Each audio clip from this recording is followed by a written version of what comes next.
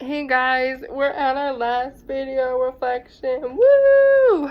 Well, kind of. We have one more to go, but for the chapter wise, this is the last one, which is crazy to think we're here at the end.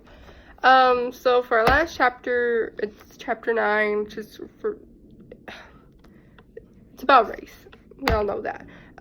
So I'm going to be talking about like race itself, and kind of how we talked about today, how like the difference between ethnicity and race and what those differences entail and why they're different and they're not the same thing. So the book defines race as a group of people who share a set of characteristics, typically but not always physical ones, and are said to have a common bloodline. So basically a race, for me, use myself an example, white, we're all seen as having light skin or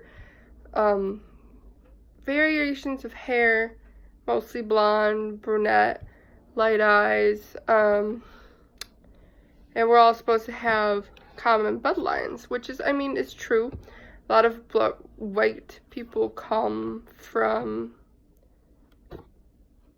Europe, but there are also people who could be classified as white, or people may think their race is white because they have these similar physical characteristics, but they actually come from different parts of the world, which is quite interesting. And then ethnicity is defined as one's ethnic quality or affiliation. It is voluntary, self-defined, non-hierarchical, fluid and multiple, and based on cultural differences, not physical ones. So that's like your ethnicity is like being Mexican, Latino, Polish, Italian, Spanish, French. Like your ethnicity is kind of where your culture comes from. For me, my ethnic backgrounds are white, Polish, Italian, and Romanian. So yes, all European descent. And it's interesting to think about these differences, or these, not theories, definitions. Because I feel like a lot of people, even myself, really before learning the differences and what they actually mean, can really use these words kind of hand in hand, or like not in the correct context. You'd be like, oh, like your ethnicity is the same as your race, which honestly I thought that too before, like I said, learning the differences. You could just use them hand in hand, but they're totally two different words that mean two totally different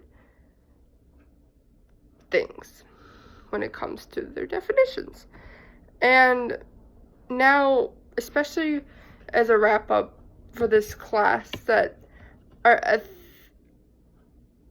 the way in which people identify themselves